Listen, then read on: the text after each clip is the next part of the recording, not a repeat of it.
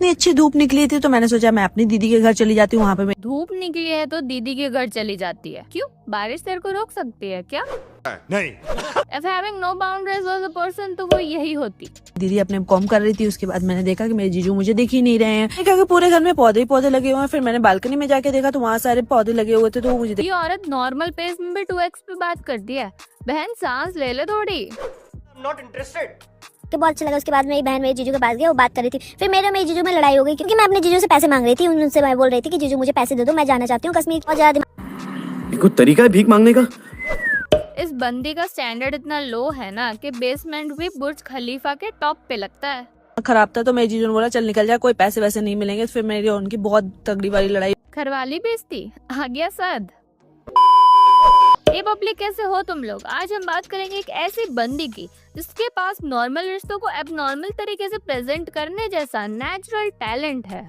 आज मेरे जीजू का स्पेशल खाने का मन था तो मैंने अपने जीजू के लिए ये केक ऑर्डर कर दिया। ये वायरल केक मैंने जब मंगाया तो मैं तो देख के बहुत ही ज्यादा खुश हो गई। मैंने सोचा मेरे जीजू भी बहुत ज्यादा खुश हो जाएंगे। उसके बाद मैं पहुंच गई अपने जीजू के पास ये केक लेके, क्योंकि मैं तो अपने जीजू को बहुत ज्यादा प्यार करती हूँ। तो एक्सपेक्ट किया था कि मेरे जीजू गेट खोलेंगे, बट मेरी बहन ने चुड़ैल ने गेट खोला। उसके बाद मैं अपने जीजू के पास पहुंच गई वो केक लेके। जैसे मेरे जीजू ने वो केक देखा वो तो एकदम बहुत ज्यादा खुश ही हो गए। और इस औरत ने साली आधी घरवाली वाले कॉन्सेप्ट को कुछ ज्यादा ही सीरियसली ले लिया है। अगर ये बंदी हम आपके हेयर कॉन में निशा होती ना तो पूजा को सीढ़ियों से धक्का इसी ने दिया होता और राजेश से ब्याह रचा लेती।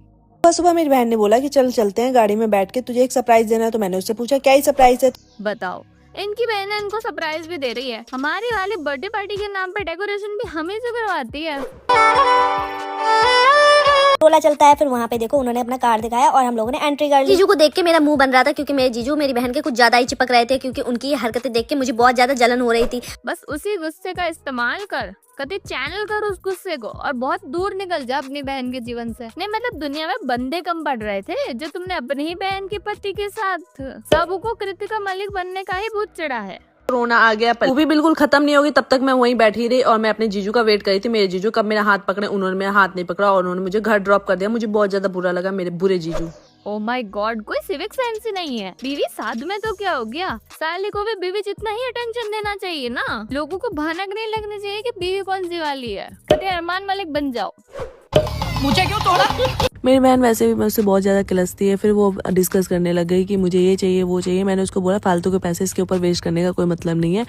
हाँ, अपनी बहन का भी अच्छा बर्दाश्त नहीं है इसको। कैसे कैसे लोग रहते हैं यार। और फिर जी मेरे जीजू ने बोला कि तुम दोनों अपना मुंह बंद रखो, तुम लोगों ने मुझे परेशान कर दिया। फिर बहुत ज्यादा ट्रैफिक हो गया। फिर मैं गुस्सा होकर बैठ गई और मेरी बहन का काम तो यही है कि बस मुझे देख के मुंह बनाती रहती है, क्योंकि मुझसे बहुत ज्यादा चिढ़ाना है। फिर मेरे जीजू और हम दोनों आ ही रहे थे और लिफ्ट का वहाँ पे दरवाजा खुलने से पहले ही मेरे जीजू मेरी बहन के चिपकने लगे। बहन अपने दी और जीजू के साथ थर्ड व्हीलिंग करना होता है, पर इतना भी नहीं कि तुम लाइन ही ड्रॉ ना कर पाओ। तुम थर्ड व्हील कम स्टेप नहीं ज्यादा लग रही हो। माना बहनें कपड़ों से लेकर जूते और सिगरेट से लेकर डीपेस्ट डार्केस्ट चीजें शेयर करती है, पर इतना सब तो कोई शेयर नहीं करता ब्रो।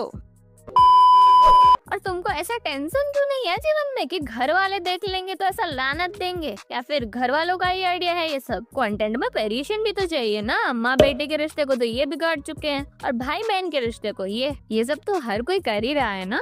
कुछ न्यू भी तो चाहिए।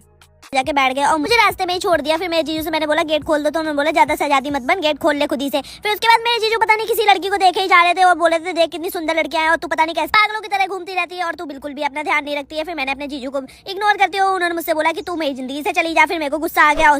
हाँ देखो कितना सोचती है ये अपनी बहन के लिए। जीजू कहीं और कोई बंदी पटा के अफेयर न कर ले, इसलिए ये कुर्बानी इसने खुद ने दे दी जीजू से अफेयर रख के। उठा ले रे बाबा, उठा ले, मेरे को नहीं रे, इन दोनों को उठा। बहुत ज्यादा ब्लैक हेड्स हो रहे थे। फिर मैंने उनके फेस पे मुल्तानी मिट्टी का लेप लगाया। उसके बाद उनको बहुत ज्यादा ठंडक मिली क्योंकि उनकी बहुत ज्यादा इतनी ज्यादा टैनिंग हो गई थी और वो बिल्कुल भी अपना ध्यान नहीं रखती। जो मेरे होते हुए भी अगर मैं उनकी स्किन केयर ना कर पाऊँ तो मेरा इस दुनिया में जिंदा होना ही बेवकूफी है। नहीं, ऐसे भी तुम्हारा होना ही एक बेवकूफी है दीदी।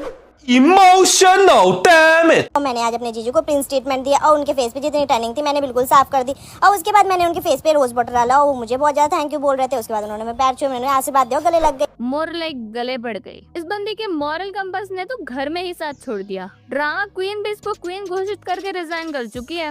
इस औरत ने अपनी बहन और अपने आप दोनों को ही अपने जीजू को सौंप दिया है। खते एक पे एक फ्री। इसके लिए जीजू और बंदे की स्पेलिंग एक ही है। टाइम लग जाएगा, बट नहीं, ये देखो मेरे बाल कर्ल हो गए। उसके बाद मैंने अपने हेयर स्टाइल बना लिया और मैं खूब सुंदर सी लगने लग गई। उसके बाद मैंने अपने जीजू को फोन करके बुलाया। मेरे जीजू की नजर मेरे ऊपर से हट ही नहीं रही थी और मुझसे पूछ रहे थे तू कहाँ जा रही है। मैंने उनको बताया कि मैं एक लड़के से मिलने जा रही हूँ, पर लेकिन उन्होंने ये कलर उठा लिया पूछने। ये कैसा रिवेंजर है तेरा? डेट पे जा रही है तो चली जाती ना। जीजू को फोन करके बुलाने का क्या मतलब है ब्रो? इनके जीजा को साली सुंदर लग रही है। हमारे वाले जीजू बंदरिया नाचते हुए भेज के बोलते कि तेरे बचपन का वीडियो है ये। खैर हमारे ही ठीक है। ये बंदा मुंह इसलिए भी छुपाता है ताकि ऑडियंस कहीं पब्लिक में देख के पीट पाट ना दे। सो गाइस, बहुत सारे लोग मतलब ये बोलते हैं कि मैं अपने जीजू के पैसे पे मरती हूँ और वो अपनी मतलब वाइफ के ऊपर इतना ध्यान नहीं देते, मेरे ऊपर ही ध्यान देते हैं। तो मैं अपने जीजू से इस सवाल का मतलब आंसर लेना चाहती हूँ, तो जीजू को बताओ। तू आंसर तो लेना चाहती है पर वो देना नहीं चाहता होगा ना। और शो ऑफ तो ऐसे कर रही है जैसे लाइफ टाइम अचीवमेंट अनलॉक कर लिया हो। लोग पहुंच गए बीकानेर क्योंकि हम तीनों का ही फास्ट था। फिर उसके बाद मेरे जीजू ने बोला कि तुझे क्या खाना है, पर लेकिन मेरी बहन और जीजू खुद ही डिसाइड कर रहे थे कि उन्हें क्या क्या खाना है। बट मुझसे उन्होंने पूछा ही नहीं। पर लेकिन मेरे जीजू को तो मेरी सारी पसंद पता थी, तो इसलिए उन्होंने मुझसे पूछा नहीं। उन्होंने मेरे लिए पहले ही ऑर्डर कर दिया था। उन्होंने मुझे बिल दिखाया। मेरी बहन मुझे देख के मुंह चढ़ा रही थी। उसके बाद मैं उसके पास से उठ के अपने जीजू के पास बैठ गई। खुद नाराज होती है और खुद ही उनकी तरफ से बहाने भी दे देती है। ये कैसा एक तरफा रिश्ता है बे तुम्हारा? कहीं जीजू के प्यार वाली चुलपी एक तरफा तो नहीं? घूमने के बाद काफी देर तक हम लोग इधर उधर घूमते रहे। स्कूटी मेरे जीजू चला रहे थे और मैं पीछे बैठ के हवाबाजी मार रही थी। फिर उसके बाद जीजू अपने घर चले गए। फिर मैं अपने घर पे गई तो वहाँ पे मेरा गोलू आया हुआ था, तो उसने मुझे ये गुलदस्ता दे दिया। और इतना सुंदर गुलदस्ता देख के तो मैं बहुत ही ज्यादा खुश हो गई। उसके भाई साहब ये औरत तो प्लेयर निकली, जीजा भी और दूसरा बंदा भी। ये भगवान क्या जुल्म है। चली चली फिर चली चली। Alright, that's it for today public। इस पे या फिर कोई और टॉपिक पे वीडियो चाहिए तो कमेंट करके बताओ। लाइक एंड सब्सक्राइब कर दो, शेयर करो ये वीडियो अपने दोस्तों के साथ। मैं मिलूंगी तो मैं अपना नेक्स्ट वीडियो में। तब तक के लिए धन्यवाद।